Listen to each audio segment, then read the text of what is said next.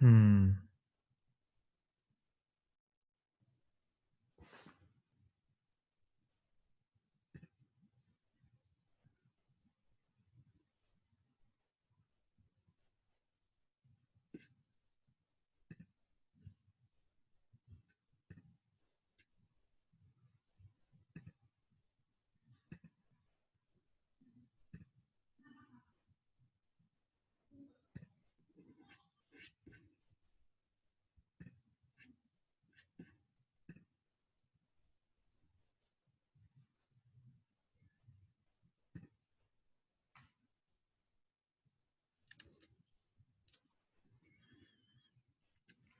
Can you guys hear me okay? I'm going to unmute everybody real quick, make sure everybody can hear each other. I can hear you. All right, perfect.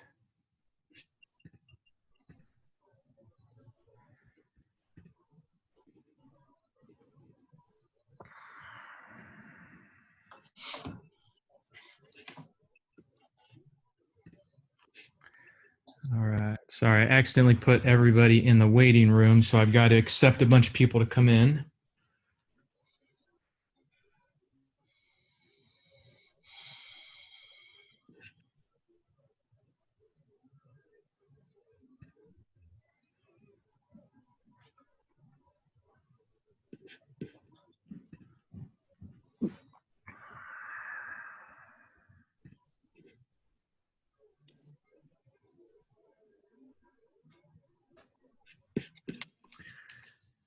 All right, we got quite a few people that registered, and it looks like there's a small portion that are on, so I'm guessing we're going to have a few jump on, or probably quite a few jump on here in the next few minutes. Zoom has been giving people some trouble this morning.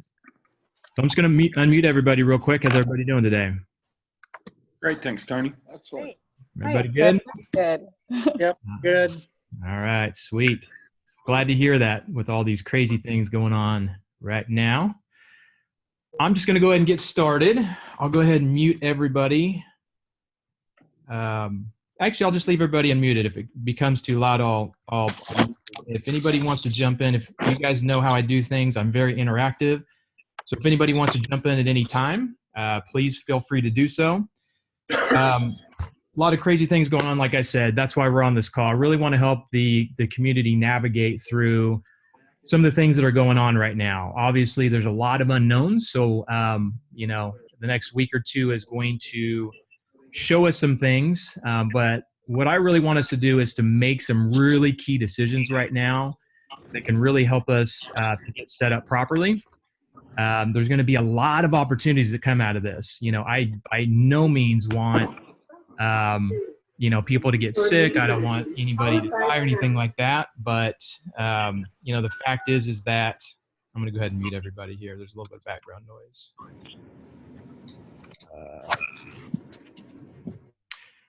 The fact is that it is what it is, and we have to continue business. We have to provide for our families.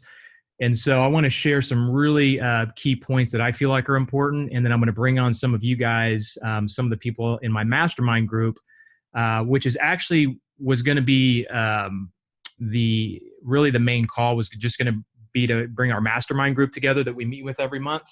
So I'm going to bring some of them on, and I thought it would be good to bring on a lot of others in the community, because I know you guys can get a lot out of this. And so I'm going to bring you guys on a little bit later to ask some questions.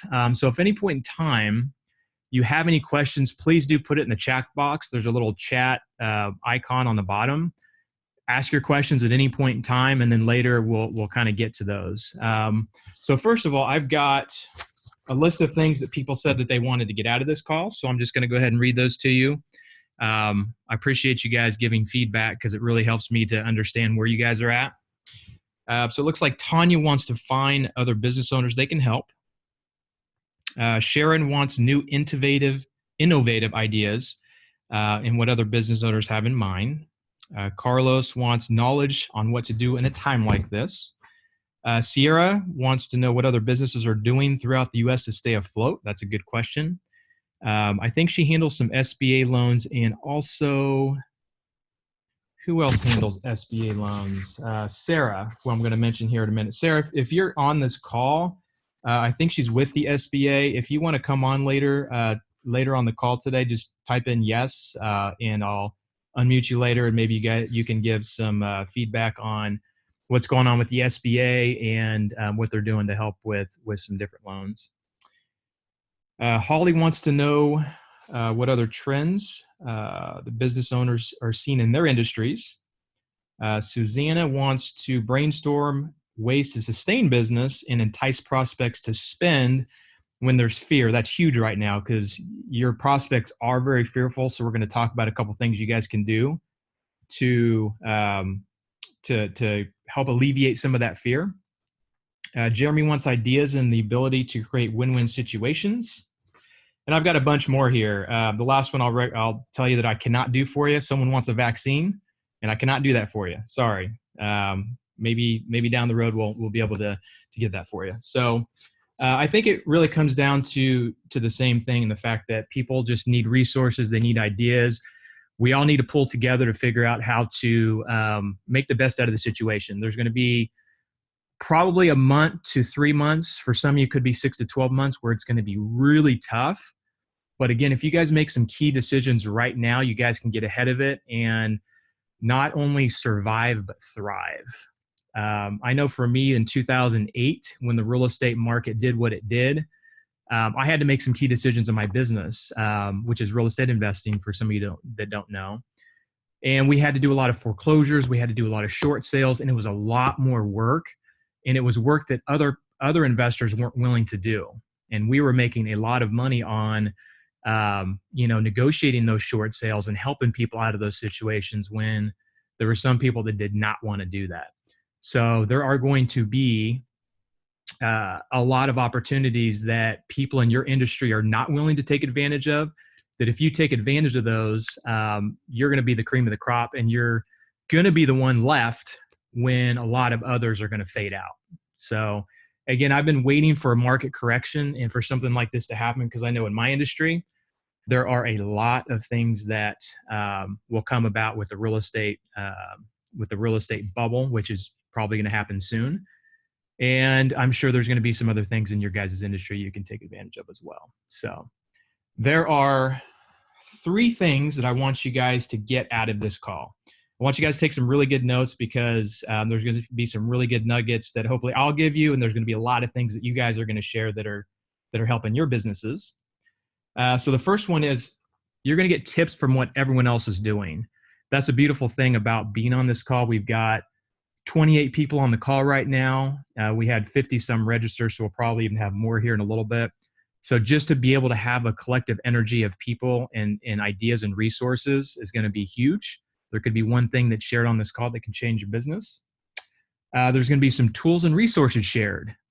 Someone may have a software they're using to automate their business a little better, so that when they do downsize their staff, they're still operating efficiently. That's one of the beautiful things, is getting resources and tools that other people are using that you can just plug into your business that can really help you. And then I already mentioned this one, just opportunities. There's so many opportunities. I'm going to say that so many times on this call, because there are a lot of people right now that are tucking their tails. They're hiding. They're, all of that. And I understand that, because I've been there before. When things get really tough, you just kind of want to hide a little bit, and you want to process and, all that stuff, which, part of that's fine. But, if you can find the opportunities and act on them quicker than anybody else, you're going to be, even though you're going to take a hit in your business, you're going to be 2, 3, 4 times ahead of the competition, maybe 10 times ahead of the competition, by taking some key actions and taking advantage of some opportunities. So, all right, I'm going to unmute you guys again. So if anybody, actually, I'll let you unmute yourselves. If you guys have anything you want to chime in on, I'll let you unmute yourselves if you want to. I am going to be recording this call because some people may not be able to make this. So if you do not want to be recorded, you can jump off right now if you want to, or choose not to be a part of the conversation and just listen in. So if you continue, we will repurpose this call. We will send it to some people that that need it. So if you have any issues with that, please do jump off the call or take your video off or whatever you need to do um, to not give information that you don't want out there. Okay. All right. So I've been in business 20 years now. I've been through a couple recessions. We've been buying and selling houses for 20 years now. Fortunately, about 5-6 years ago, I was able to step out of the main operations of my business. I live here in San Diego, California now. And it's been a long road. And in 2008, like I said, it was tough for a little bit. And then I figured out how to navigate. And I ended up coming out way better after that. And then there's been, just like any business owner, there's been a lot of ups and downs in my business. But anytime I've had a really down moment, I figured out how to utilize that down moment to rise up and get way better coming through it. We get stronger through these times. We figure out what we do need and don't need in those times, and it really helps us to reset. And so, again, a lot of great things that are going to come out of this. Just got to believe it. And you guys being on this call right now is one step towards you guys getting there. So one of the reasons we're on this call is that, like I said, 5 years ago, I stepped out of my main operations of my business. So since then, I've started multiple businesses. One of them recently is Strategic Workspace. Some of you guys know about. We turned a 17,000 square foot Mazda dealership on East Kellogg into Class A co-working space. And at first, it was really just about offices and just leasing offices, because that's kind of what I've been used to. And it turned into us wanting to really just create a community where people could go to not only do business and have a creative workspace, but also to come to events, to have training, to come to masterminds, to just build this great community so that when things like this happen in your business, you have a place to go to, you have resources, you have tools. And the crazy thing is that, we opened up, what's it been, 5 weeks now? And this happened. And I was hoping that we'd be further along when something like this happens, so we would have a little bit more of a community to help. But knowing that there's still 30-some people on this call that we can help, really, I guess there's a reason that I did this, to help you guys and to help the community. And so we cannot do in-person events. And so when Kelsey and I, if some of you guys know Kelsey, my community manager, we were talking, I don't know, about a week ago, and we're like, this is an opportunity for us to create an online community. Even though we can't do in-person events, we're going to create an online community. And this is something that I'd like to continue to do, and I'll share some different events and things we're going to do moving forward to help you guys, because, there's going to be a lockdown. At least there is in San Diego right now. I think Wichita is kind of getting to that point. So you guys are going to have some more time on your hands because you're not going to have as many clients to work with. So I think it's going to be important for you guys to plug into an online community, and also important for you guys to create your own communities, which we'll talk about, for your customers. All right. So, I forgot to mention, at the end of the call, Bill Manis, who I think just jumped on here, he is an HR consultant. I may be saying that wrong. He deals a lot with HR. He deals a lot with payroll. He handles people's HR. And so he's on the call. At the end of the call, if you guys have employees and want to stay on, he's going to answer some questions and talk about the new bill. I'm kind of speaking for him because we haven't gone over the details, but I know there's a new bill passed from Trump just a few days ago. And there's some things on there that you guys may not know that could really help you guys to continue to make payroll and to keep your employees on board. And so he'll be on here to answer some questions for you. All righty. So I'll give you guys a format of what's going to happen here, so you guys have an idea what's going on. I'm going to give you guys some things that I've done in the past that will help you guys out. I'm going to bring on some of the mastermind. I mentioned mastermind once or twice here. I've got mastermind members that I'm going to bring on that are going to share what they're doing and have conversations with them first, because they're my community that have been with me for, I think, up to 3 years now. We've been through a lot, so I know them pretty well, and we can have really good, deep conversations, and you guys can get a lot of value out of that. Then we'll answer some questions. Like I said, if you guys have questions, throw them in the chat. I see some questions or some stuff in the chat that I'll check here in a minute already, which is good.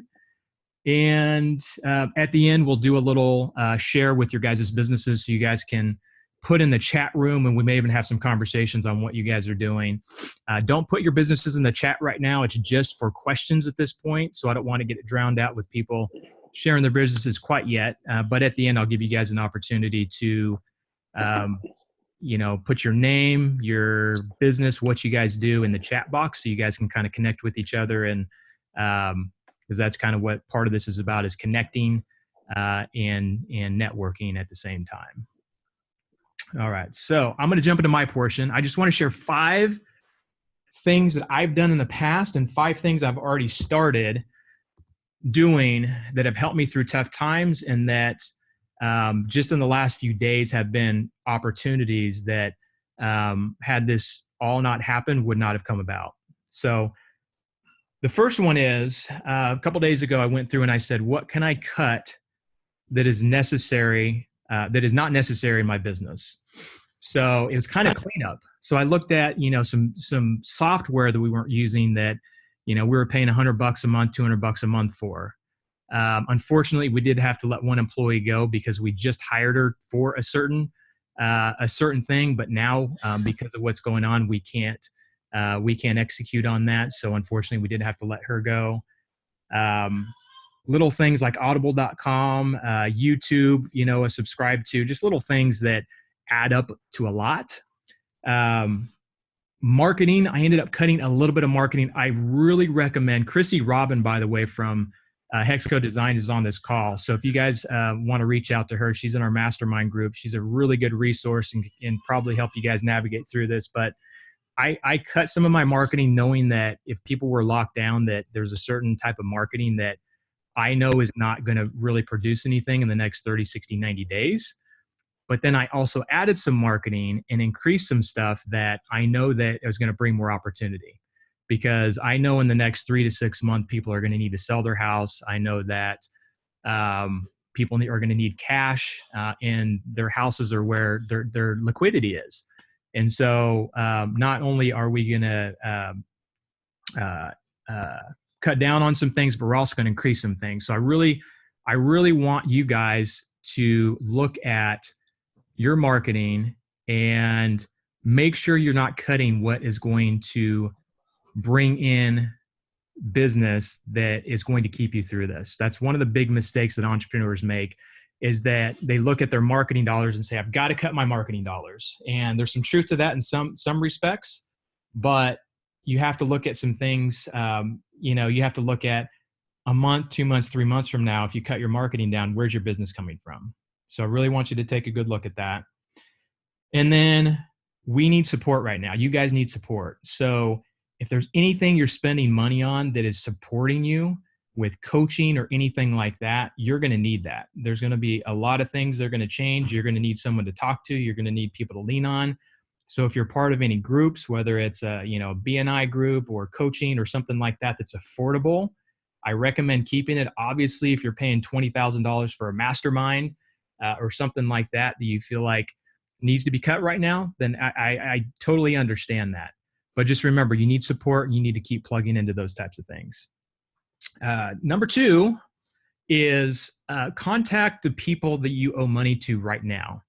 So I got on the call with my banks, with some of my creditors, and I said, hey, nothing's going on right now. Everything's fine, but I've got 100 rental properties.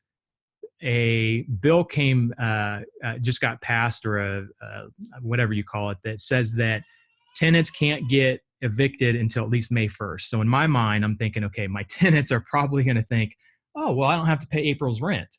And so I just called my banks and said, hey, if this stuff hits the fan and I've got 50 out of my 100 tenants not paying, what are you willing to do? And every single one of them said, we're going to work with you. If we have to delay payments for a few months, if we have to modify your loans, we're all in this together. They don't, the creditors don't want to have to, I guess, go to the extreme. And another thing is that there may be some creditors that are willing to do things that you didn't know. So I actually called. We've got a loan with a creditor, and they actually gave us 2 months of interest for free the next 2 months. So they said your next payment in April and your next payment in May, we're not even going to charge you interest. And then backing up to my banks, I was actually able to get my interest rate lowered on a bunch of properties. And I've got one big commercial loan that I'm going to save $1,600 a month on just from that one call, where they looked at my loan and they said, "Hey, your rate's pretty high here. The interest rates have gone down. We're going to modify that loan for you." Bam, we just saved $1,600 a month just with that one phone call to the bank. So call whoever it is you owe money. Just talk to them and say, "Hey, here's what's going on, whether you're in trouble or not," and see what they're willing to do to kind of get ahead of this thing for you. Number 3, stay in touch with customers. You got to reassure your customers that you're going to be there for them. If you don't stay in contact with your customers, there's a chance that they think that you're either out of business, they're going to think that maybe you're scrambling. But if you contact your customers and say, "Hey, here's what's going on. Here are the precautions we're taking in our business. Here's what we're doing to provide value to you guys, even though this is going on." Anything you can do to contact your customers to reassure them that you're going to be there, that you're going to be in business, that you're going to keep going. It's going to be less likely for them to cancel with you. It's going to be less likely for them to go somewhere else. And when all this dust settles and you guys can get out of your houses and carry on normal life, then they're going to be your customers still. And I guarantee you there's going to be a lot of people that do not communicate with their customers. And if they're doing business with you and other people and you're the one that communicates with them and they don't, then you may be able to get even more business from them just from that communication. Number 4. So I told you there were 5 things. Number 4 is figure out what you can add onto your business right now. So if you guys have something right now that you're offering and you can't provide that service right now, or maybe there's a lot of people cutting out a certain service, figure out what you can add on.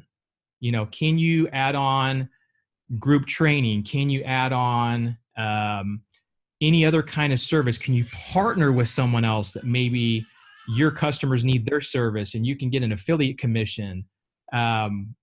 The other thing you can do is also a flash sale. If you haven't heard of a flash sale is basically when you reach out to your customers and say, "Hey, for the next 48 hours, if you purchase XYZ, you'll get 25% off.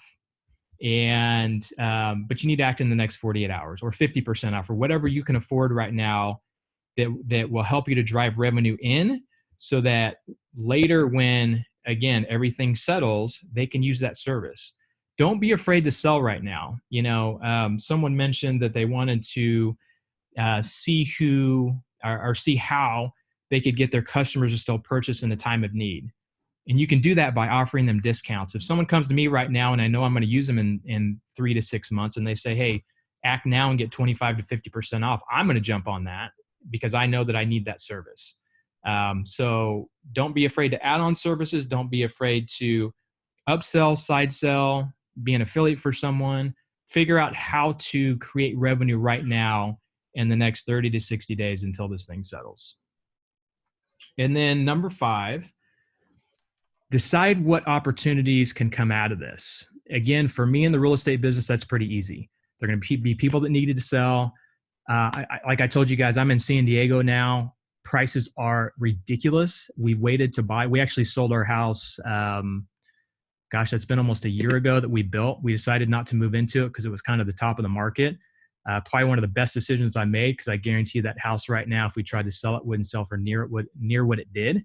It's like, $1 million here for a decent house, it seems like. And so I know that there's going to be opportunities here where that same $1 million house may potentially be $700,000, $800,000. So you have to look at what opportunities or what, I guess, price drops are going to be. Are there going to be businesses that are similar to yours that you could buy? Are there going to be customer lists that you can buy from other business? Maybe there's a business that goes out. So let's say you're, an electrician, and you know that you're going to be struggling and you're barely going to be surviving. Maybe contact other electricians and see if they're willing to sell their list. They may be going out of business. Stocks are one. I'm not a big stock market guy. I love real estate. It's tangible. I can control it a little bit more. So I haven't been heading to the stock market, but I'm really considering it because, Tesla stock, even, for instance, was $900 a share not too long ago, and now it's down to 300. Will it go back up to 900? Probably. It may take a year, 3 years, 5 years, but there's going to be a lot of discounts right now. So look at the opportunities. What can be a discount right now? And maybe there's services, just like I asked you guys, or kind of mentioned you guys should do flash sales. Maybe your suppliers are willing to do that as well. If you can afford to maybe prepay on lumber, like we're going to reach out to some of our suppliers and say, hey, we know that we may not buy from you for 3 to 6 months because our jobs are on hold. But if we bought in advance, would you do a discount? And maybe we can save 20, 30% on some materials. So again, opportunity, opportunity, opportunity. You got to look at the opportunities, and I guarantee if you look for them, you're going to find them. So those are my 5 things that I feel like you guys can do now to stay ahead of it. And again, I'm going to summarize those. Cut what's necessary. Contact banks and creditors to see what they're willing to do for you. Stay in touch with your customers. Figure out what you can add on as a service and maybe have some kind of a flash sale. And then make a list of the opportunities that you can jump on. You may not be able to jump on them right now, but maybe in 30 to 60 days when people are panicking. There's a saying that Warren Buffett has. He says, when people are fearful, get greedy. When people are greedy, get fearful. Right now, people are fearful. Greedy is probably a strong word, but what he's trying to say is that you need to look at opportunities when something like this happens. This is an opportunity of a lifetime. People that made a lot of money, I kicked myself back in 2008 when someone said, hey, I've got some condos I know that you could buy for $100,000 in Vegas. At that point, it was like a lot of uncertainty, and looking back, and if I had looked at the trends in previous history of recessions, I would have known that it would come back within a 5 to 10 year period. And those same $100,000 condos are going for $400,000 to $500,000 right now. So had I just bought 1 or 2 of those, that would have been a pretty big game changer. And I know some people that bought 100 to 300 of those properties in that downtime, and now they're sitting on $10 to $30 million in equity. So those are the people that really understand this and really get rich, are those that act on the opportunities. Cool. All right. So jumping into our mastermind group. So I'm going to start with Mr. Ed Fox, if you're ready. So Ed, I'm going to unmute you. So Ed he has an office at Strategic Workspace. He's a mastermind member. He started 316 Networking Group, which is where I think some of you actually found this call. He's done a great job of building his group. He's got a company called Trade Bank, and this is an opportunity for you guys to figure out how to trade resources with each other. So with Ed's Trade Bank, you can actually barter services with each other. I'm not going to get too far into that, but if you want to get in touch with Ed, he can tell you about that. So I'm going to start with Ed. And Ed, just kind of give me an idea of what you're seeing, what kind of changes you're making, and what you see out of the opportunities that are going to come for you. Thanks, Tony. I appreciate the offer and being on the call. One of the things that we're seeing already in just this past week is that the businesses that were on the edge are most vulnerable, right? Those of us that are solid and have a good background, we're going to be able to weather this storm a lot better than some of those guys that are right on the edge of their business of what can I do? We've seen major restaurants that have decided that, we can't weather this storm. I've been through recessions too. I've owned my own business since I was 15. Really, that's just all I've ever done is own businesses. And out of every adversity is an equal or greater opportunity. So I guess I'm like just piling on what you're already saying, that the opportunities are out there. If we are strong enough to hang around and keep a positive head, the first thing I'm doing is I'm not watching the news. Just you got to get away from that. You've got to get off that and realize that, yeah, this thing is going to progress. We haven't reached the end, but we don't need that much negativity in our life. We've got to focus on the positive.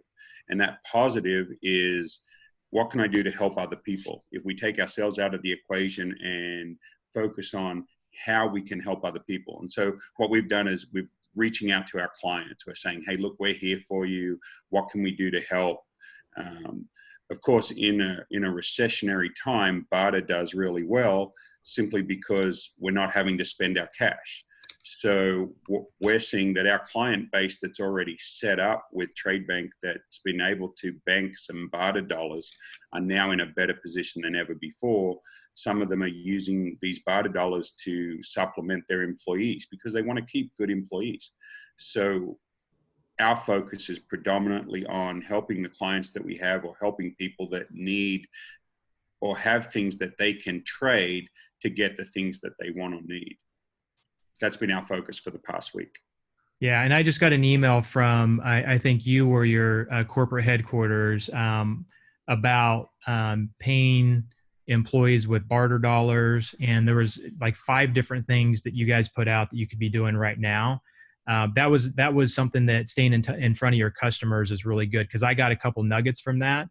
And just like what you said there, maybe giving employees some barter dollars to help compensate for maybe some lost commissions or some different things that we can't necessarily pay them for because of what's going on. So appreciate the input, Ed. Any last words? Or what are your customers doing? Are they contacting you? Are they kind of freaking out a little bit? Have you seen, I guess, what have you been seeing in your neck of the woods with your business? Yeah. So you'll always have that percentage, right? That group that, I've got one of those kids too that's a worrywart, worries about everything, and I've got a few clients like that as well that worry about everything. And then I've got some other clients that are like, we're going to stay the course. It'll be fine. We can weather this.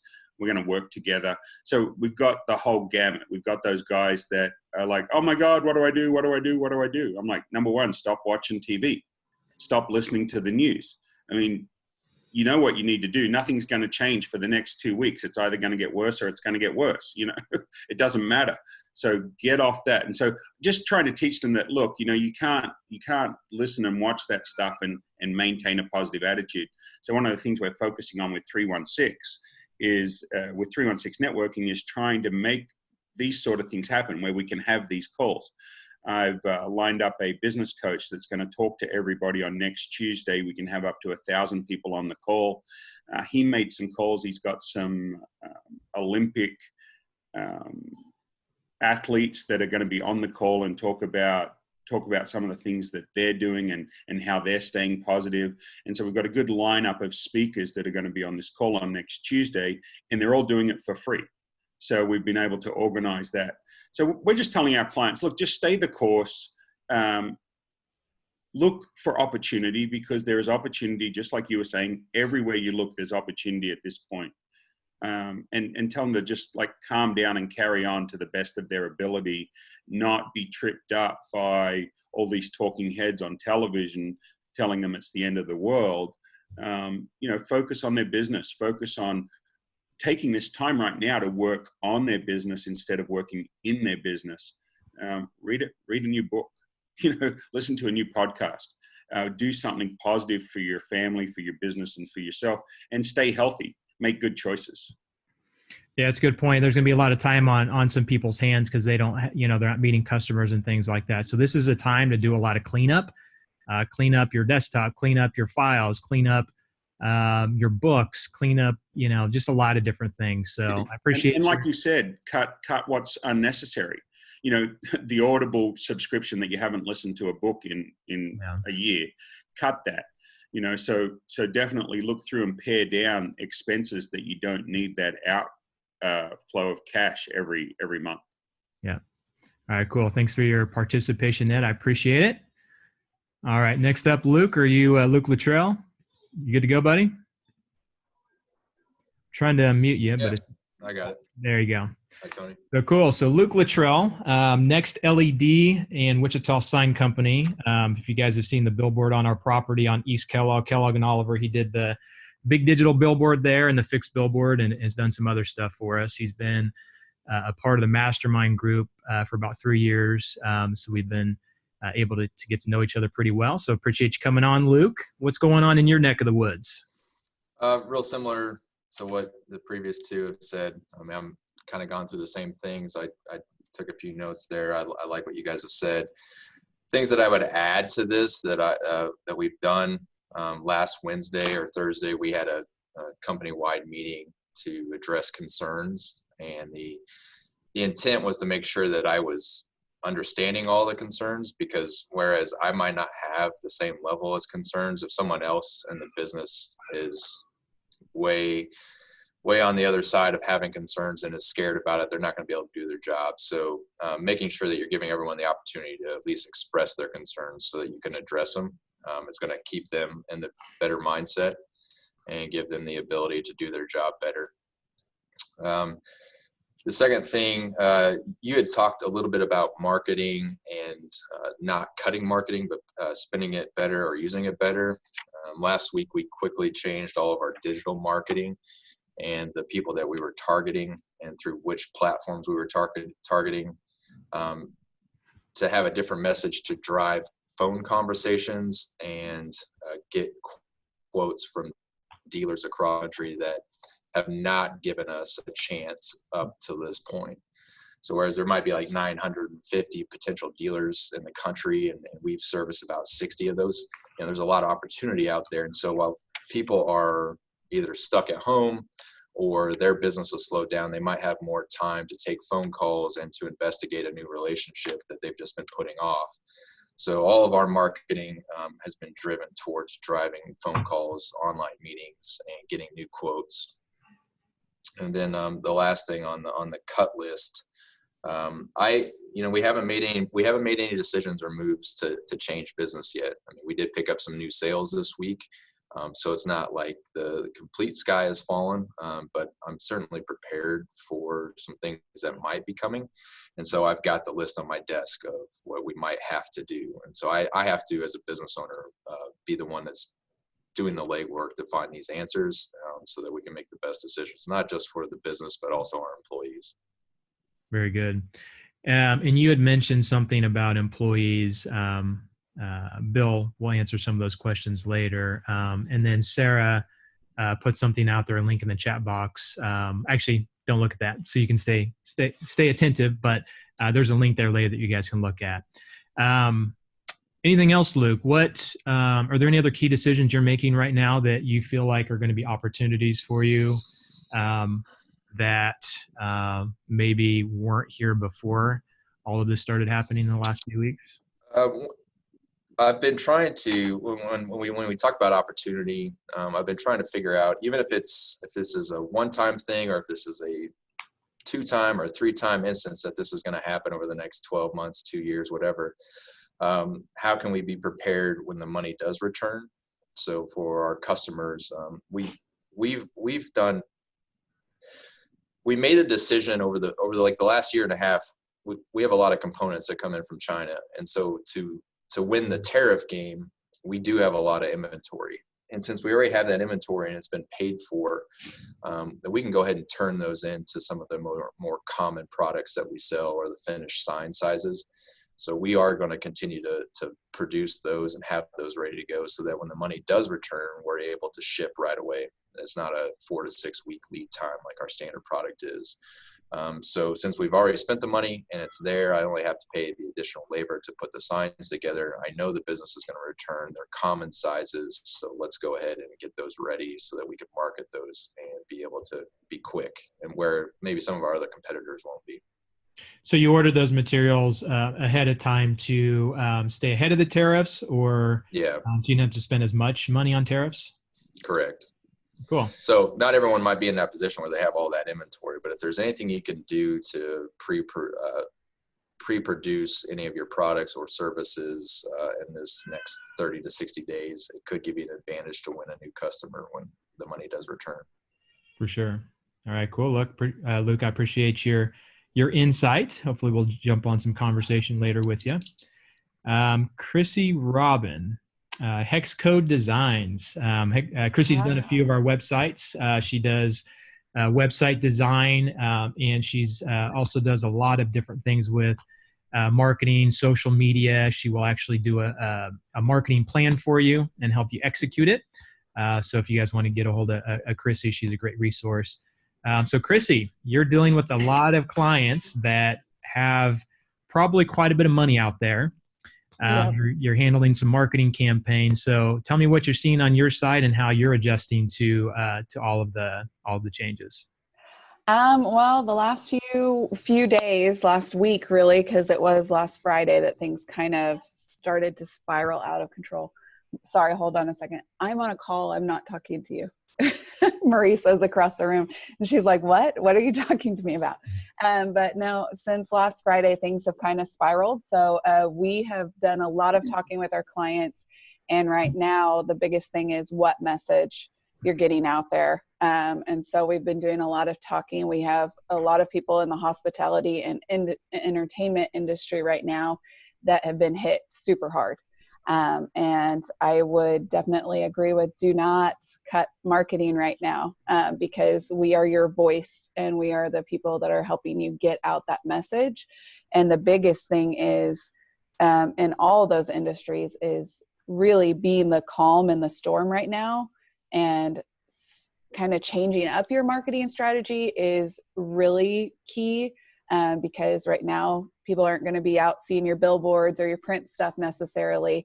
They're more going to be looking at that digital and online piece, and your SEO and your online marketing are really going to be those avenues to build that connection and trust and continue to keep your voice and your product in front of those people.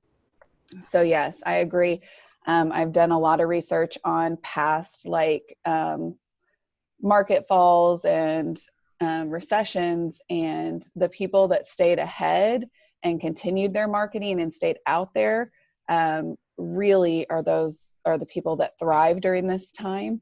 So that would be what I would say. We've been doing a lot of just really trying to keep in front of people right now, and really direct our clients' message. So that's what we've been busy with, and then trying to look ahead. I'm getting together next week with a client and talking about, okay, so how are we going to pivot? How are we going to utilize your business and make those moves and changes? And he's been really appreciative of that. One thing I do want to caution, I'm all for the flash sales and things like that. Those make me nervous. Don't devalue your business right now either, though. Make sure that those things that you do just don't bring down the value of your business and do too much of it right now, because people can get scared and jump into doing that. Just really make sure that people understand your value and you're communicating your value at this time as well. So yeah, going back to the flash sale that you said, that's a good point. Don't devalue it too much. Right. But you could also sell them exactly what they were buying before and just add something on that they didn't get otherwise if they took advantage of the offer now. So that's a way to not lessen your dollars. It's just you're going to add on that service that may not cost you that much more and get that sale that you normally wouldn't gotten until 3 to 6 months down the road. Right. Yeah. And just the biggest thing is really right now, think about how the market's about to change. Everybody's about Tony's quarantine, so he understands. Everybody's about to be inside. And Ed, I love the fact that you say stay away from the news. I sadly can't right now because I have to keep up to date on all of the different things to keep my clients in check and understand everything that's going on. But be that resource that they can go to. You've seen the music industry right now. Nobody can go to concerts. What are all the big artists doing? They're staying in front of everybody by doing little online concerts for people and doing that video. Video is going to be huge right now, really keeping your face in front of people and being able to do those online meetings. Stuff like this is fantastic, building the community.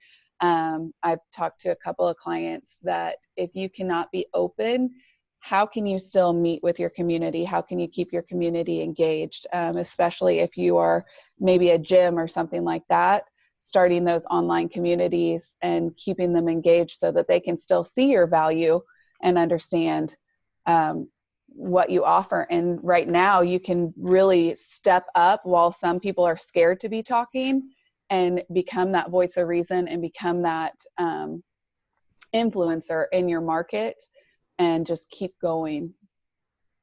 Yeah, absolutely. I mean, it's creating so many opportunities for us. You know, I love doing in-person events, but, you know, I've got 35 people on a call that, you know, to get 35 people into our event space and venue space and get in front of them and give value to them would have been a lot tougher in person. And so Right. it's made us go online and made us go virtual.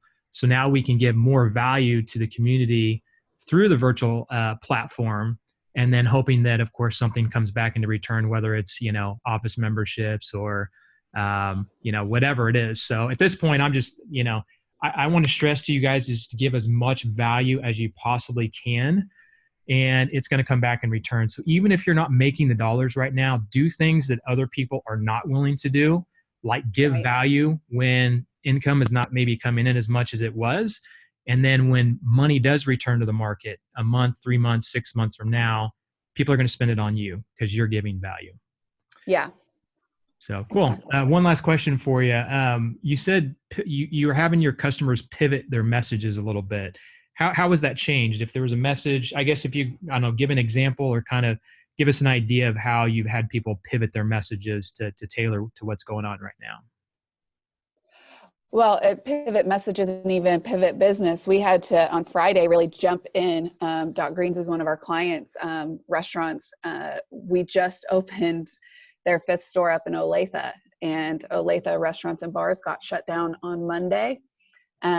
We were lucky that we had jumped out with their messaging and pivoted to curbside pickup for safety reasons, really ensuring everybody that we're staying on top of things and taking the precautions to take care of all of our clientele and things like that. And so we've pivoted that message. The other thing is Doc Green's is healthy food.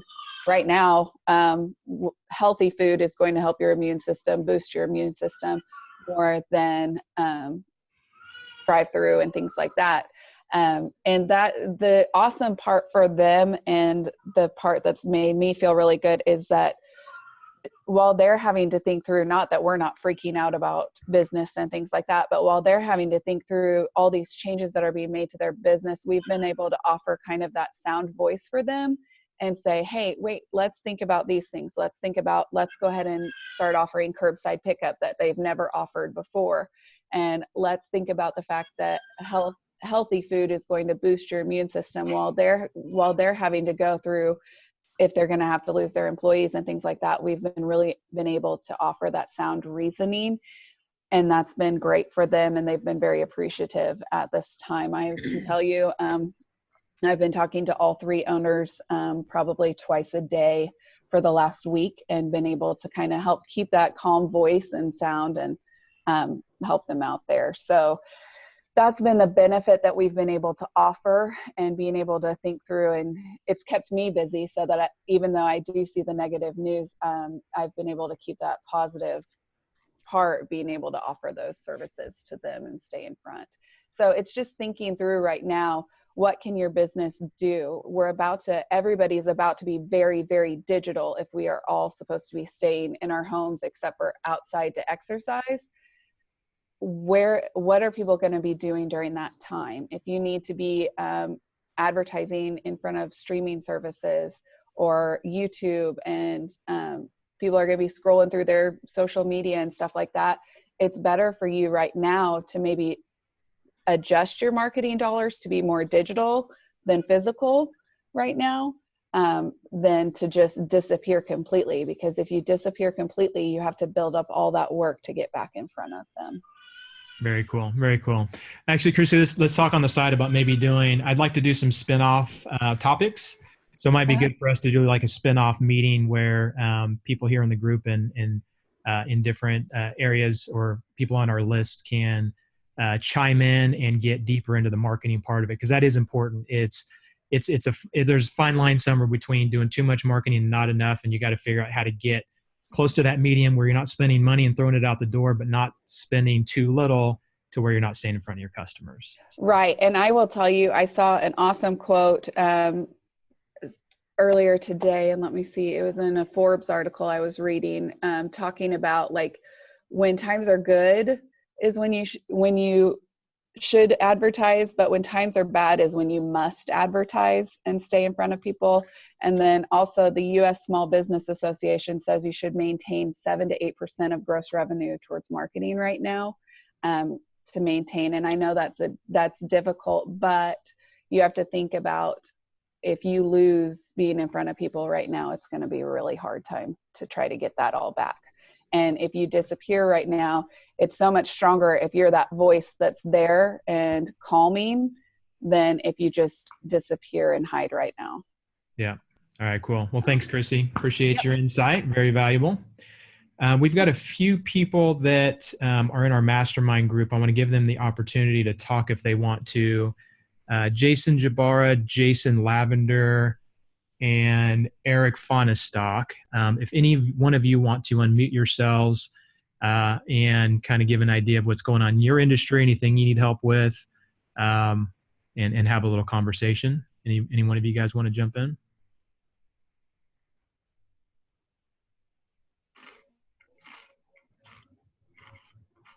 No? Okay, cool. That gives more opportunity. Tony, can you hear me? Oh, there you go. Yep, Jason Lavender, and then I saw Jason Jabbar unmuted himself too, so I'll give him an opportunity if he wants to. But yeah, Jason Lavender, Harmony House Buyer. He's got a business very similar to ours where he buys and flips houses. The thing that he does that's a little bit different than us is he provides real estate investing opportunities through flip properties that you guys can buy and flip. So Jason, we're in a similar industry. I'm sure we're seeing some similar things, but yeah, let me know what's going on and kind of share some insight on what you're doing. Yeah, real quick. So I'm driving. I think the safe mode on the video prevents it from popping up. But yeah, I guess 2 cents I would add is, fear is a terrible thing.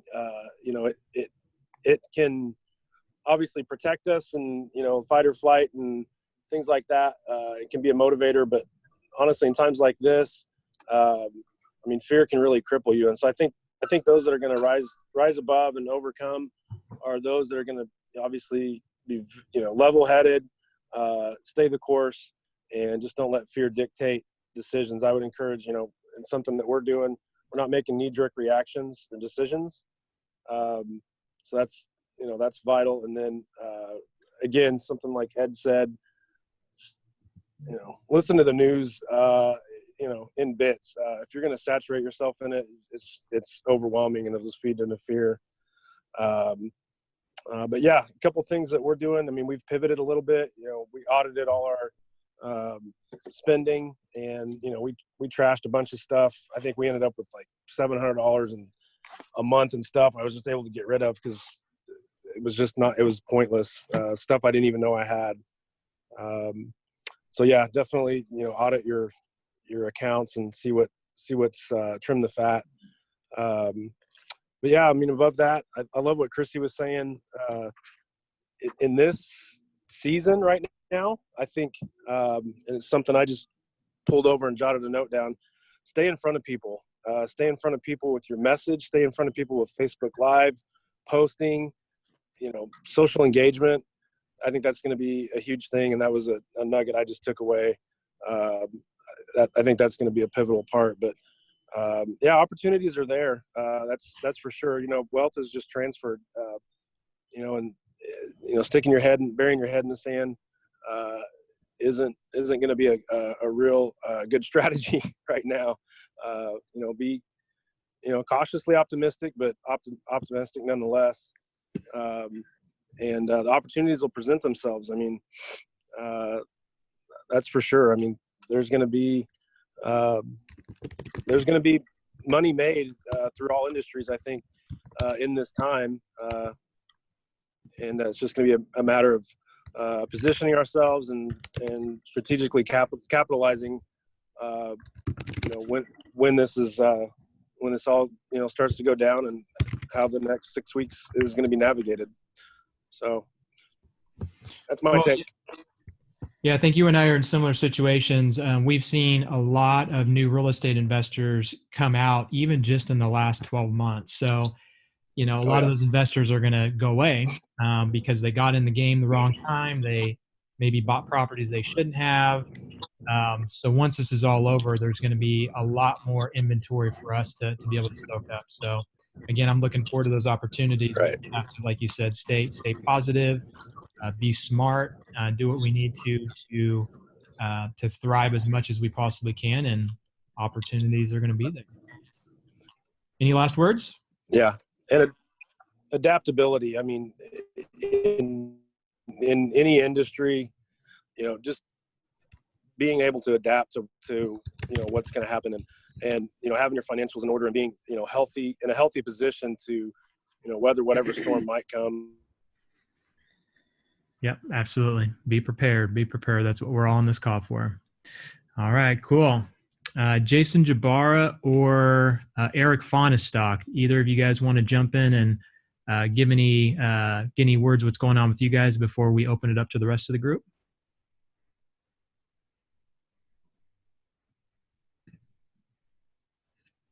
Give you guys a few seconds to unmute yourselves if you want to jump in. If not, we'll move on. All right, cool. If you guys want to jump in later, please do so. A few things that were put in the chat group.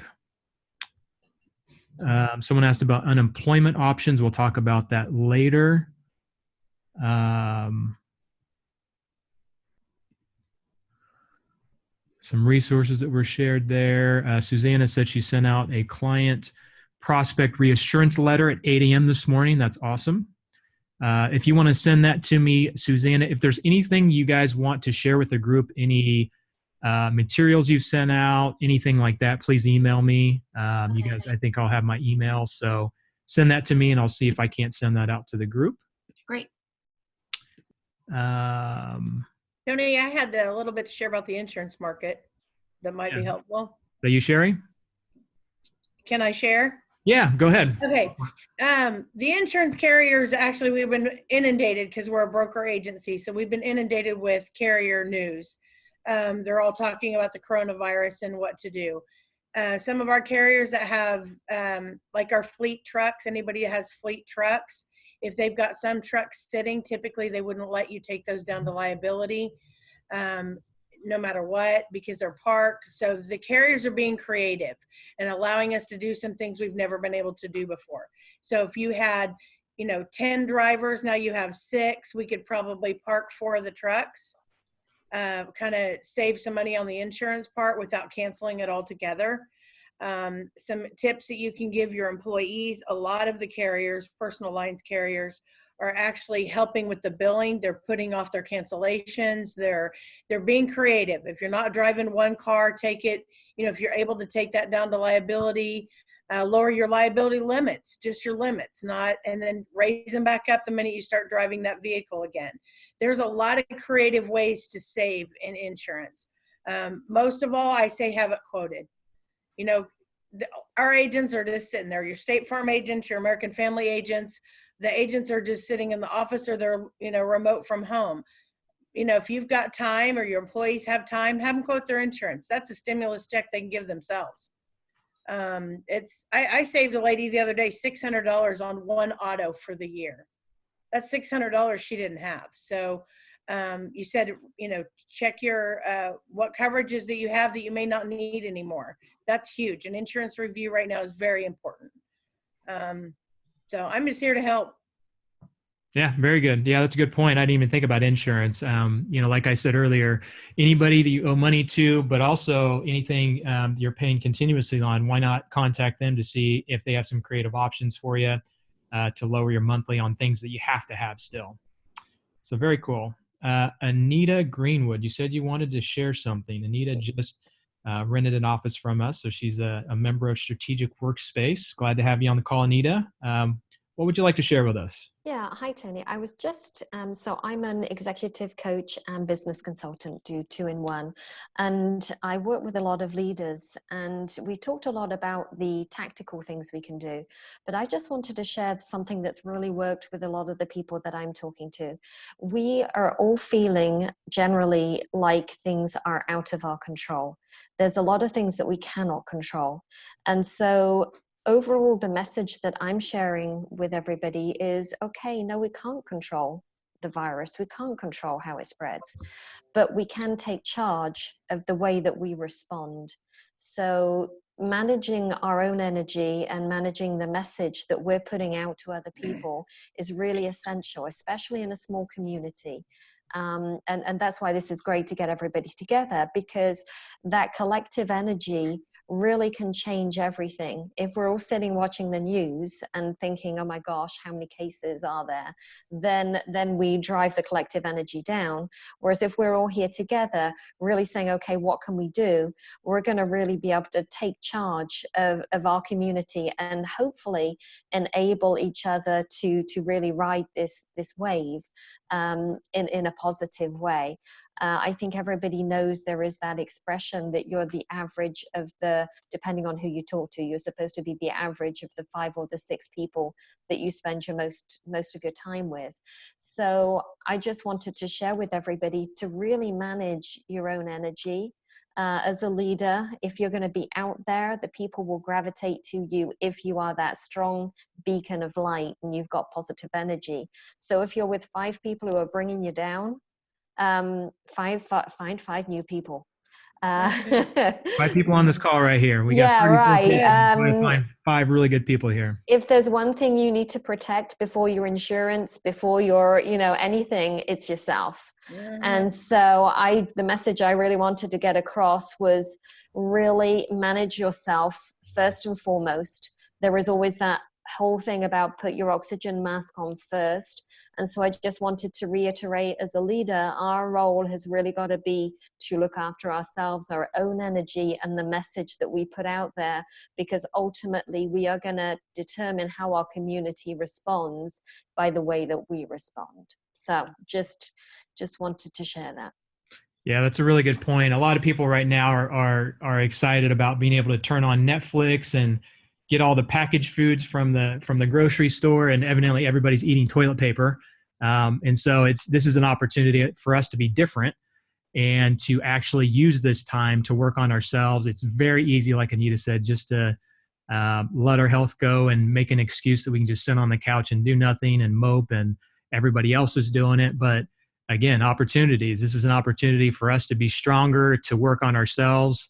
And now a lot of us have extra time to be able to work on things that we didn't have time to work on before. In fact, when we opened Strategic Workspace 5 weeks ago, we were ready enough, but there were a lot of things that we didn't have in place. And Kelsey and I, my community manager, we said, this is a perfect opportunity for us to have some time to really put together what it is we really want for our community. And this came out of it. And I could have easily just said, you know what, I'm going to go to the beach, or I'm going to go, do something, just whatever. But we're taking this time to really work on what's important. Like Ed said earlier, work on your business instead of in it. This is a perfect opportunity. So utilize that time wisely. Cool. And the other thing I wanted to say also is, if you are going to start engaging in any actions, building on what Chrissy was saying, make sure in terms of your actions, they really are anchored in your core equity, your business branding. Don't start doing things that are off brand. Make sure you're really communicating within the brand so that you don't get led a little bit astray. It's really a great moment to really focus on the vision of your company and the mission that you have, and communicate that to others in a strong way. Very cool. Thanks for sharing, Anita. I appreciate it. All right. Sarah Haymaker. We have not just talked before, but I just got from what you filled out on Zoom that I believe you're with the SBA. So you want to give us input on what you're seeing, some opportunities that people have for SBA loans or anything else the SBA is providing? Sure. So y'all can hear me okay? Yep. Can you hear me? Yeah. Uh-huh. Okay. So if you missed it this morning, Governor Kelly had a press conference. Started a little after 9:30. So folks that are particularly in the hospitality businesses, so including restaurants, bars, hotels, conference and events, they are making available basically an emergency bridge loan. It's $20,000. There's $1 million available for Sedgwick County. 2 million for the KC metro area, and then 1 million for the rest of the state, or 2 million for the rest of the state. So those loans are, they've guaranteed to process them within 72 hours of receiving them and distributing the funds within 48 hours. Those are going to be done through Network Kansas. It's 36 months financing, no payments for, and I'm sorry, and no interest for, let me see how long no interest. 0% interest for a period of 3 years, and no payment at all for the first 4 months.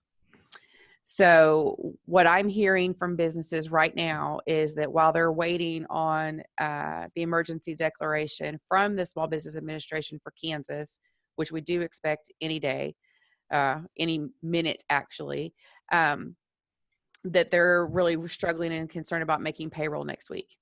So here is some money that's available very quickly, probably the quickest you can get it at this point. It is only $20,000, but that can help, with small businesses making some payroll. The other thing too is those are so, and it's for more than just payroll, of course. But the other things that I would say too is that I think it was mentioned here earlier, Tony, you may have mentioned it right off the bat. Talk to your current banker, your current lenders. We are encouraging in the state of Kansas, there are 100 plus delegated lenders for SBA. So folks that have authority to work with us directly. Of those, about a little over 40 of them can make SBA loans on their own with no less SBA involvement. There are preferred lender providers. Is that the same folks. Sorry, Sarah, is that the same $20,000 program, or is that additional? No, this is different. So the 20,000 is just through the state of Kansas, and that'll be administered by Network Kansas. But then, so the next step I would tell you is to have a conversation with your lender that you're working with now, because what we're encouraging all of our SBA lenders to do is get these folks money now, on whatever terms that you can make work through any of our 7A programs. So the express loans that go up to $350,000, we will put our guarantees in place on them. And what we're trying to get the local lenders to do is get folks money now so that they can stay open, they can keep people on the payroll, get their suppliers their payments, make payments on any of their existing debts, and keep them going until we can get them a bigger loan. So what we have coming as soon as Kansas gets the official declaration is what we will have are economic injury disaster loans. You probably have seen that some of the states around us are getting that. Colorado's declaration came through last night.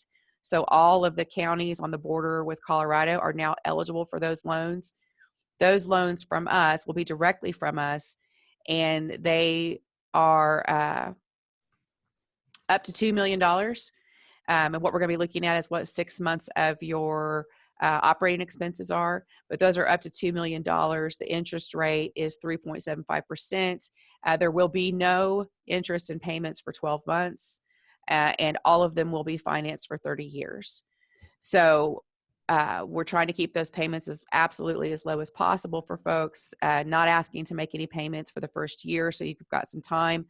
And then the thing about those loans is if you have your lender give you one of these emergency loans or this loan from the state of Kansas, you can then use the larger amount of money you get from us to pay all of that off.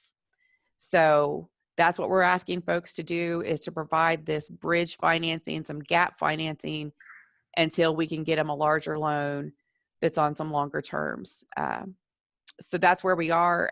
We really do. So Kansas, we've been working very closely with the governor's office and Secretary Tolan, and we got the state of Kansas got their application for this assistance submitted late Tuesday evening, early Wednesday morning, sometime in there. Our folks are processing those. They have now received them from all 50 states. I believe we're up to 27 or 29 designations, maybe 29 with Colorado coming through last night and Virginia. They are working almost around the clock, not quite. But it is a process, but we're very, very close here in Kansas. Very nice. Lots of good resources. And I mean, where else can you find, no payment, no interest financing? So again, opportunity. So the $20,000 loan, just so people know, that sounds, I'm sure, pretty appealing to a lot of people. Yeah. What industries is that for again? You said hospitality, restaurant. Hospitality related. Yes. Okay. This is Sierra from Network Kansas. Hi. I sent you an email with the document there so you can have it. You sent that to me, Sierra? I did send it to you. All right, perfect. I'll get that out to the group. Anything else, Sarah, that you could maybe send over? That'd be awesome. But really good. Certainly will. Yeah, really good info. Maybe if you're willing to, we can talk offline. But I think maybe having another just webinar and Q&A for business owners might be great if you're willing to do that. Absolutely. Could I ask a question? Yeah. So if I wanted to take a look at this SBA loan, not for the hospitality stuff, but the other 2 or 3 options that might come out in the next week or so, what's the best spot for me to research that? Because I've never looked at SBA loans, and like currently right now, we don't have any loans with our businesses. Sure. So it's sba.gov/disaster. And those loans are going to be available to any kind of business that has been impacted. It's not just hospitality. The ones through Kansas are just hospitality specific. The ones from SBA are available to any for-profit small business, but we also, because of this situation and its economic disaster, nonprofits will also be eligible as well, and they never have been before. For those of you that are in real estate, passive entities are also going to be eligible, whereas they never are eligible in our regular programs. So for those of you that may be experiencing something that have passive entities, that is going to be an eligible company this time. And you get, again, you said you go through your bank lenders to go to do that, not through No, SBA. that is directly through SBA with these loans. What we're doing is asking the bank lender to give you guys some bridge interim financing until you can get a direct loan from SBA. Gotcha. No, these will be direct monies from SBA. Okay, fantastic. And the entire application is online. One of the things that I suggest is that you look at what the requirements are to apply. And I'll send you a link to that because it's a little hard to find sometimes what the paper forms look like, but it's all done online. But the things that we're going to be looking for in your application, you'll have to provide things like what your let me pull up my list. So basically, you're going to have your tax returns. You're going to have some profit and loss from last year. Basically what we're trying to look at, your schedule of liabilities, we're going to need to see that.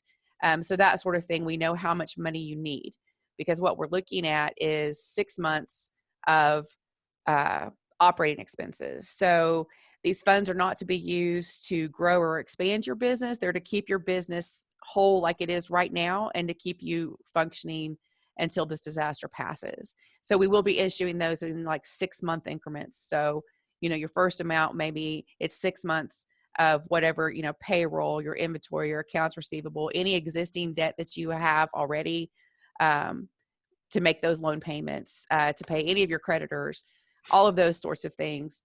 So that's kind of how the amount will be set. Sarah.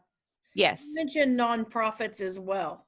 Yes. I that's my niche is nonprofit insurance. So that intrigued me when you said that they were able to get some help with that. Is that under that same website, the SBA.loans? It is. It is. Disaster, right? Okay. Correct. Yes. And then the nonprofits, their interest rate is only 2.75 instead of 3.75. And yeah, ordinarily we can't help through our regular programs. We can't help nonprofits, but in this case we are. So for instance, I met with earlier this week with somebody that has it's a group that does a child care, that's a nonprofit child care center. And so, they're concerning the impact that they're going to have as people stop bringing, obviously, and they've got 80 employees. And so it's like the people that are no longer bringing their children to childcare, clearly they're going to suffer, and they're worried about being able to make payroll. Someone asked what if you open 90 days ago? Like if there's, company like our workspace opened up 30 days ago. Sure. I know a few people on the call here who opened up businesses or new businesses recently. What if they don't have, 6 months of history and they just opened up recently? So then they're going to have to provide an explanation of why they don't have it. And so, that could be in the form of a letter. We'll just have to look and see what they ask for. But we do have contingency for if you don't have tax returns, if you don't have, 6 months or a year of these things, then we're going there are contingencies for that. And the loan processor, the underwriters will work with you on that. What we have been instructed is to look for every possible way to make these loans and to make them happen. And look for creative ways to provide this financing. What if someone has multiple businesses? Do they have to just pick one business and concentrate on that one, or can they apply with multiple businesses? No, you can apply with multiple businesses, but what we do look for is affiliation. So there will have to be some things is it completely separate management? Is it completely separate, completely, totally different business? So that gets a little more complicated. We do look for affiliation. So if you're, you have two businesses that essentially do the same thing under different names, then no. But it's just going to base on how it turns out that they're actually affiliated. Okay, cool. All right, we'll spend a few more minutes, maybe just one or two more questions about the SBA loans. Does anybody else want to chime in and ask questions? Someone did just ask, what if they already have an SBA loan? Can they get additional? Absolutely. This is not, it doesn't matter how many SBA loans you have. You may realize that you can only have up to $5 million in guaranteed SBA loans at one time. This does not impact that. So these economic injury loans do not have any effect on your other SBA loans.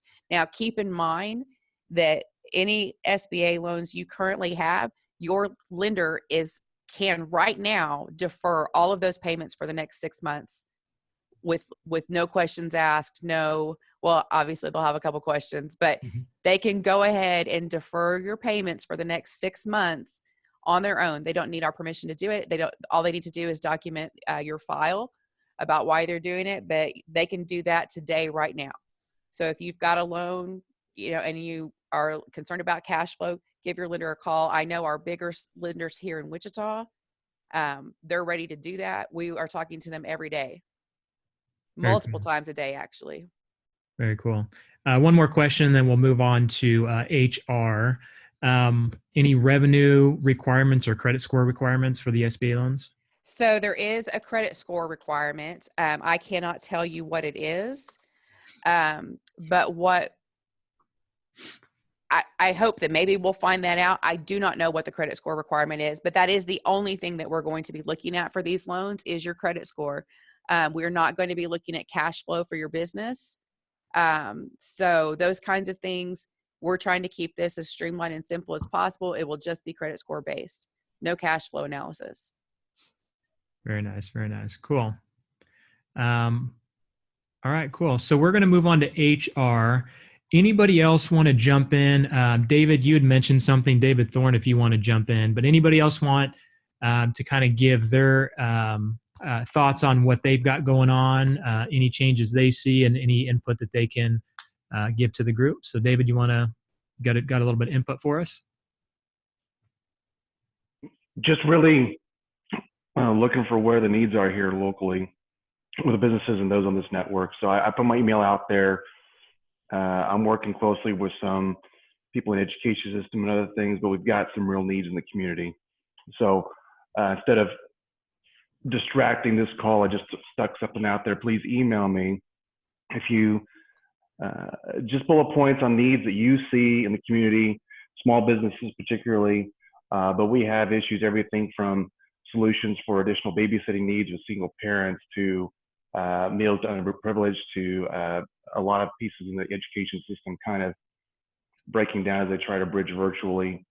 There's a lot of pieces, and for us to be able to take some good action and really connect people with resources at our disposal. We just need to know what those needs are. Okay. Very cool. Very cool.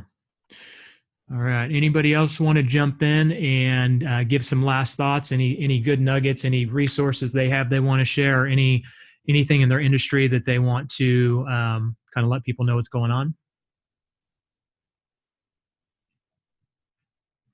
Okay. Kelsey's my community manager. Kelsey, anything you wanna throw in there before we move on to HR?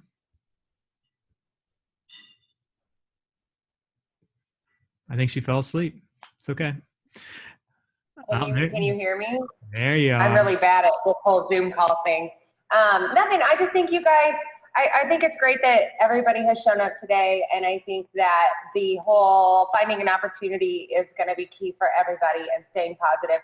And I really look forward to having a lot more of these virtual events where we can bring everybody together and build the community and really help support each other through all of this, because it is scary.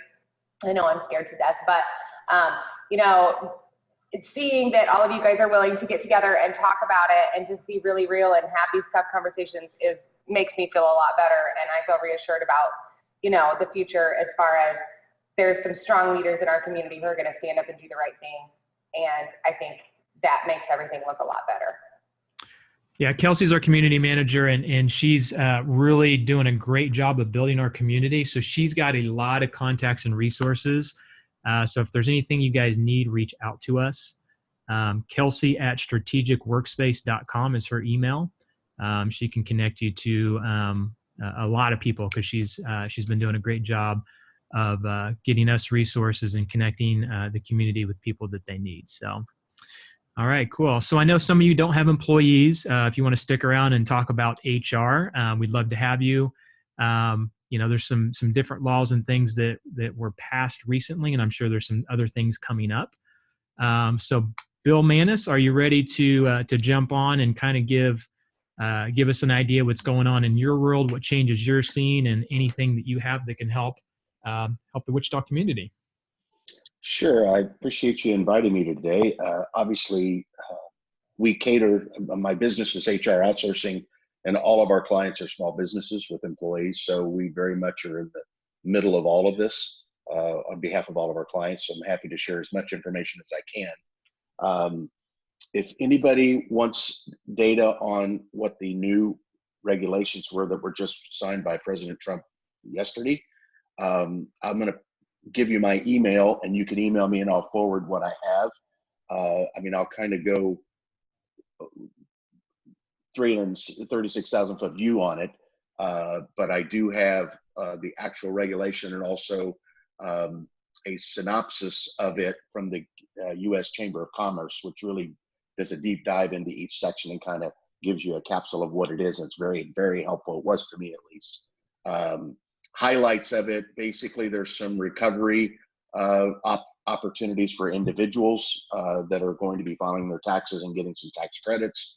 I think one of the most important things for small business owners, if you're in a pass-through organization, an S-Corp, an LLC, whatever that may be, and you pay quarterlies for your tax estimates, those are actually now delayed until October 15th across the board.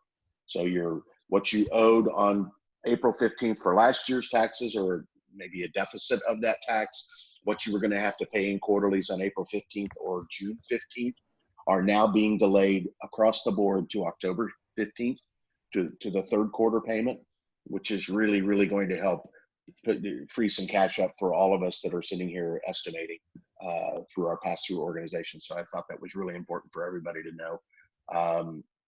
There's also some special rules if you have 401ks about getting money out without penalty that are included in this legislation. Additional allowances for charitable contributions if you want to help support people in the community that are charities, and there was a limit on what that could be before they've taken that limit away. In essence, if you wanted to give 100% of your profits to charity, you can this year to help out in this. From a business standpoint, if you're a C corporation, obviously there's a delay also of estimated tax payments with that, delay of payment of employer-related taxes. which would be your, in essence, your 6.2% of your Social Security on employee wages. You'll be able to delay that, so you can use that to get additional cash, obviously using it for payroll-related expenses. And some modifications in the net operating losses, which frankly, most of us probably hopefully don't deal with that. But at the end of the day, there's some modifications there. So I will make available these 2 documents. I would just forward it. It came from my national association in Washington, D.C. And so if you want to just send me an email, my email is first initial last name, BMANESS at Syndeo, SYNDEOHRO.com. Just send me an email and I'll compile a big group, blind copy everybody and send them all out at once later this afternoon, or as soon as the call is over. It won't take me much time because it's already there to be forwarded. From an HR perspective, we're obviously getting client calls on temporary layoffs, furloughs, job sharing.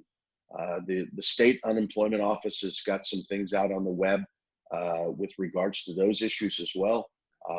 There's a lot of opportunities to take advantage of those within the state, and I would direct you to their website. They're updating it consistently and constantly. So there's a lot of new information out there. I mean, I could tell you what's out there now, and it's probably already changed since this phone call started. So just stay abreast of it, check it every couple of hours, and anything that's new is updated and put out there. So you can literally just not have to reread what you've already done. They just keep piling on top of each other. But there's a lot of programs out there that are available. And I know that there is going to be some immediate relief done with, obviously, we've already dealt with the specific hospitality industry. I think of all the industries that are being hit the hardest right at this moment, it is hospitality, it's hotels, it's restaurants, and all of their workers are really suffering at this point. So anything you can do to support them, A, is going to be very helpful. But B, it is literally, in a lot of these cases, a lot of these businesses run, I hate to use the word paychecks to paychecks, but they do. They don't have a lot of capital sitting around waiting for use later.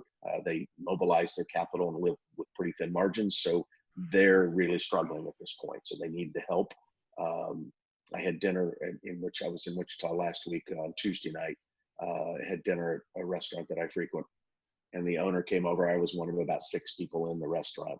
And he was really, it was depressing, actually. And one of the things I've been reading about a lot is, as a community, we always go to restaurants for gift certificates to help support charities, but this is the time we can be buying gift certificates to support them. They need the cash flow. They're willing to give you better deals than one-to-one. And as a community, I think it's important that all of them are staying open for delivery or carry out as best they can. We should utilize them as best as we can too, because a lot of these are not going to make it through this. If this lasts more than 60 days, the trickle effect of that is a lot of those won't be able to make it back, especially locally owned, non-corporate restaurants. So really support them as best as you can. But from your own employee standpoint, you got to do what you got to do. I mean, I have 39 employees in my Wichita office. Only 7 of them are working out of the office now. Everybody else is working remotely. We're doing what we can to accommodate for that. But we're a service business, so we can work remotely. All of our software is in the cloud. So it allows us to be able to stay in business while we take care of our clients without having to come together. That's not necessarily true for a lot of other businesses like manufacturing, where they're all dependent on making products. They have to go to work. So we've really been on the forefront of answering a lot of questions about how do we do this. And in a lot of cases, I'm probably the last person to give advice on that. I have a whole team of people that do that and are much better versed at this on an individual basis. But obviously, any questions you have, you can shoot me an email and I'll get help from my staff to get you some answers as soon as we can. So I'm opening it up now for any questions. So one of the things that I heard, Bill, was that if there was a lockdown or if someone were to get sick, they could give that person sick leave. They have to use their sick leave first, but after that, if they stay home sick, they can still they still need to be paid by the employer. The employer can apply to not have to pay that person, but they have to pay. But from what I understand, they have to pay that person, but then they could get that money back in payroll tax credits. Is that true, or is there anything that you can kind Yes, of? we're still working through the logistics of all of that. Obviously, being a company that handles payroll for all my clients, I kind of got to figure out how this is logistically going to work on their behalf. But what we're finding is that yes, in fact, the 2 weeks of mandatory sick leave that's being enacted in this is reimbursable through the form of tax credits that can be utilized with the estimates they're paying on it whenever they do taxes. And some companies pay taxes every pay period, every day. Some people, the day after payday. Some people have a window that they don't have to pay it in. On my particular case, I pay taxes twice a week based on the payrolls that we do. But it's an immediate tax credit, meaning that they can claim that credit right then. They don't have to wait to claim it on a tax return. They can claim it based on the estimates they're paying to the government, passing that money back through. So yes, it is immediate. There are some requirements in it that must be met. Obviously, who qualifies for the reimbursement as far as the person's concerned and why they had to miss work. If it's anything coronavirus related, a sick family member, having to stay home with kids because schools were closed, those all qualify.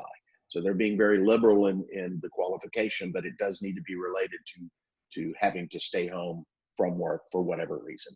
And they're calling it sick pay, but it's really not sick pay, it's virus pay.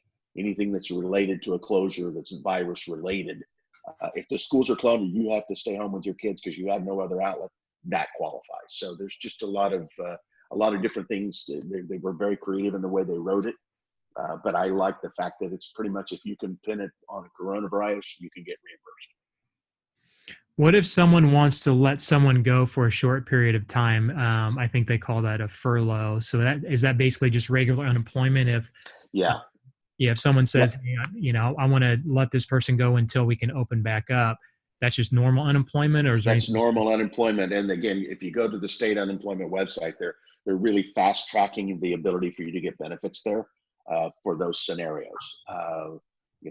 I get notifications because we handle unemployment for all of our clients, and we've just found that anybody that applies for unemployment, they can now do it online. I get notified immediately, obviously, on behalf of my employers, the clients that we represent to deal with unemployment. In the past, we've always monitored whether or not we fight that unemployment or not. The stuff we're getting today is a no fight. We're just pretty much we're answering it that they are eligible and getting it off our plate. But yes, the employees themselves can go to the website, get unemployment, and it turns pretty fast. Cool. I've got 2 questions on that, Tony. One was, how does that affect our rating in the future? Will there be any increases, or will this be forgiven if it's pinned on the coronavirus? I think we're going to have to deal with that with the state after the fact. Really, your rating that you have as a business is based on your reserves, the number of employees you have, and the amount of reserves you have. If your reserves are not sufficient, then that could lead to a rate increase. However, I believe that the state is going to legislate some issues this year to give us a furlough of not having to replenish those immediately. For instance, if you depleted because you had to lay off people for 6 weeks and it completely depleted the reserves you had on account in your account, they could literally come back with a 7 or 8% rate for next year saying we need to get this back. I believe that legislatively that's not going to be something that happens, but that's how this current system is. And I think that in order for us to survive longer than the next year, we're going to have to deal with that in the legislative issues. But it's very high on their priority list. I've already talked to 2 of my legislators in Kansas, and they're like, yeah, we recognize that we're not going to be able to do business as usual on this thing going forward. So there's nothing there yet, but it is on their radar already. Did you have a second thing there, Luke? Yeah, Sarah had typed in the chat box earlier at the beginning about state taking unemployment claims directly from employers. Can you explain that? Or I I've just listened into what the Secretary of Labor said today. So I'm not sure if that's what she meant. I know that what it was is that you can, instead of having to deal with every employee individually, that the Department of Labor is going to accept an Excel spreadsheet from you all that's got all of the information that they require. So they're trying to streamline the process to make sure that it's not you responding to each and every individual employee. I would have to go and research to find out more about how exactly they're doing that. But she did say they're going to take one spreadsheet from you.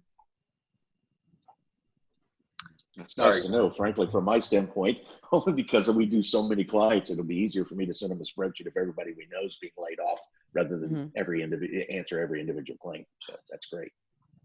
Not for us, but Cool. Sorry, Tony, can I add a third one? And Cool. so it was actually had to do with my question up top. So where can I find the best information on how unemployment is currently set up, and to whether or not to make the decision if I had to cut hours or do something different, like where it would make sense to that an employee would be better suited to just have unemployment versus working part-time and making less money? Well, there are answers for both of those. Obviously, the state unemployment website, and I can't quote it off the top of my head because I don't live there, but if you just Google Kansas State Unemployment Office, it comes up with a direct link of where you can go. There are programs out there that are shared work. There are reduced hours programs where you pay a portion of their salary and unemployment will pay the balance based on this application. All of those options are there online to look at and do an analysis of how much the employees would get versus what you would have to pay and what the best option for you is. Some options, sometimes it might be best for you to just lay them off completely. Others, it might be best for you to have them work 20 hours a week and have the state pay for the other 20 hours. So they're being very flexible right now. And frankly, everybody in the government's on high alert on how do we help these businesses get through this. So they're going to be really try to get you as many answers as they can. Some of them online, some of them in person. Is there a max on unemployment? So if, like you said, if someone's making, I don't know, let's call it $100,000 a year, and you want them to work 20 hours a week, you're paying them $50,000. Is there a max of that other $50,000 that they're able to pay for unemployment?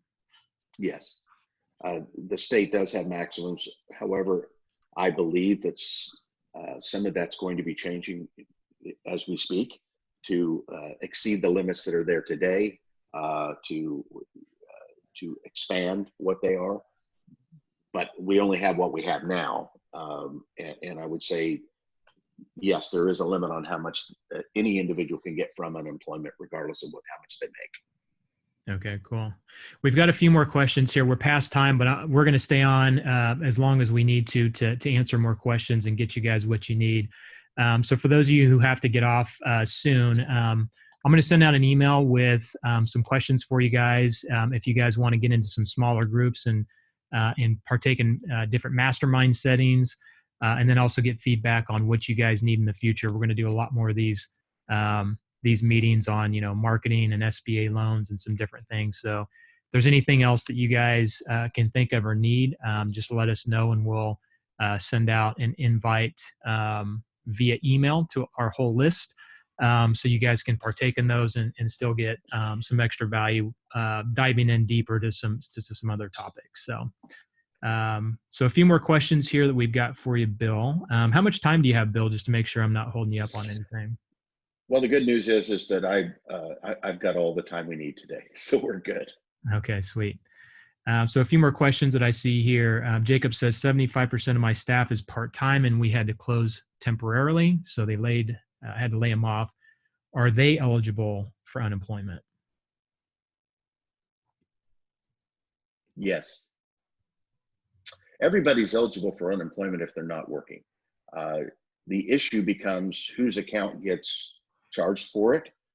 If they were employed, I have probably 100 workers right now that I'm being charged for that don't currently work for my clients. They were laid off. They left us, and then 2 months later they're laid off, and so they file for unemployment. It actually hits our account because it depends on when you were employed and for how long. So everybody's eligible. It just depends on, who the base wage employer is and how long that goes. And so if you had an employee that left you, 3 months ago, and now they're being laid off again, your account could be affected by that, even though they're not your current employee. But that's just how the system works. It goes back to a base employer based on their last, I think, year of when they were working. So.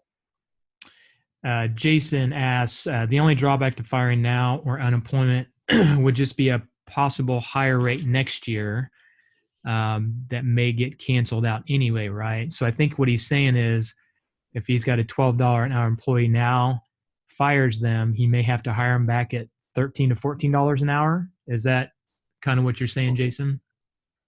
I think what he's alluding to probably is the rate of unemployment that he pays now on behalf of his employees would be higher next year based on having claims this year. And while that is true, a lot of what we're seeing with the government subsidy of the first 2 weeks is really going to allay some of that cost, but it's still going to come down to what do our reserves look like.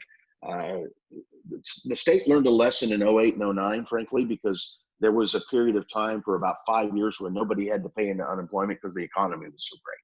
And then all of a sudden 08 and 09 come along and it completely drained the system and put us into a negative. And at that time, we had to get federal bailouts across the country. What they've learned from that is even if you've got great reserves, you're going to still pay unemployment to increase those reserves for instances just like this. So even though you might have had a layoff for 60 days, your reserves are still sufficient to handle that, so they don't have to come back and raise your rate next year. So they've been kind of planning on this kind of an event for the last probably 8 to 10 years. And we've got a really, really robust unemployment reserve system right now. So I think the effects, depending on how long this takes, may not be as great based on that fact alone as they could have been. Now, if you've only been in business for 1 or 2 years and you haven't had a chance to sufficiently get your reserves up, it would probably have a little more of an effect on you. But again, this is all going to be into consideration next year or at the end of this year when they're looking at next year rates that they can fix legislatively too.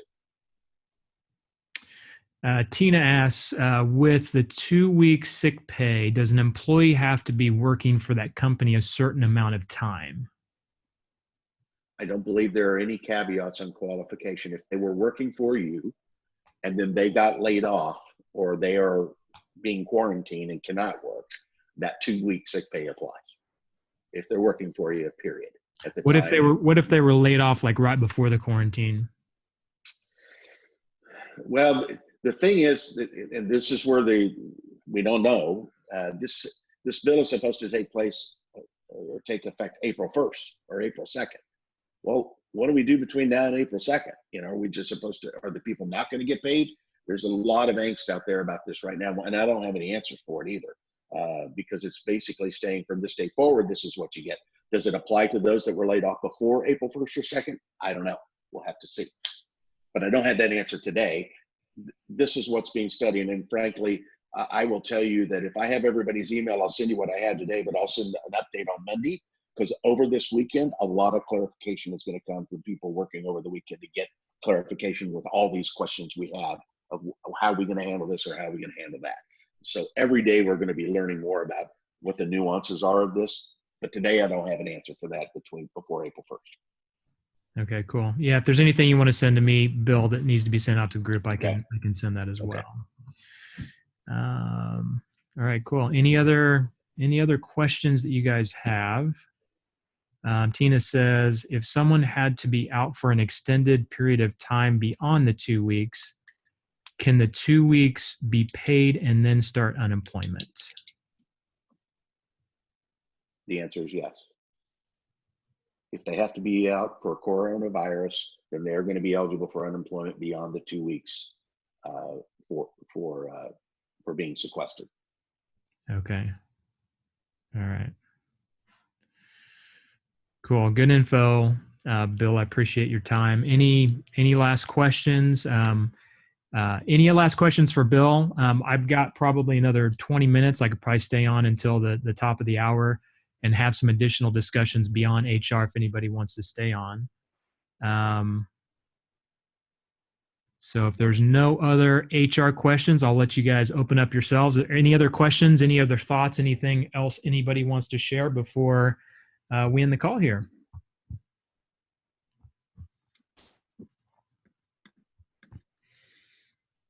All right, fantastic. Well, thanks again, Bill, for your time. I really appreciate it. Again, send me any information or updates, and I'll get it out to the group.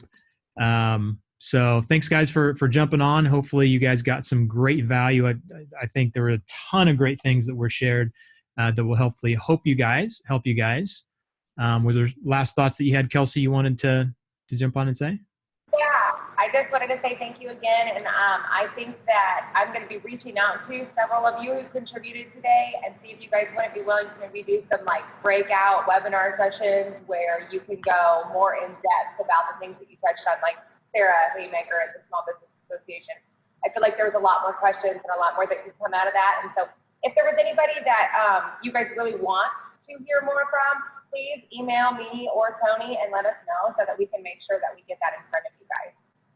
And again, just like thank you and hang in there. And you guys got this. Cool. Anybody else? Last thoughts before we jump off? All right, fantastic. We'll look forward to seeing you guys again. I think while this whole thing's going on with the quarantine and whatnot, we will continue to have a lot of these calls and connect you guys virtually with each other and the resources you need. So plan on seeing you guys next time. Have a great day and learn how to thrive through this rather than just survive. All right, cool. Reach out if you guys need anything. We'll talk to you soon.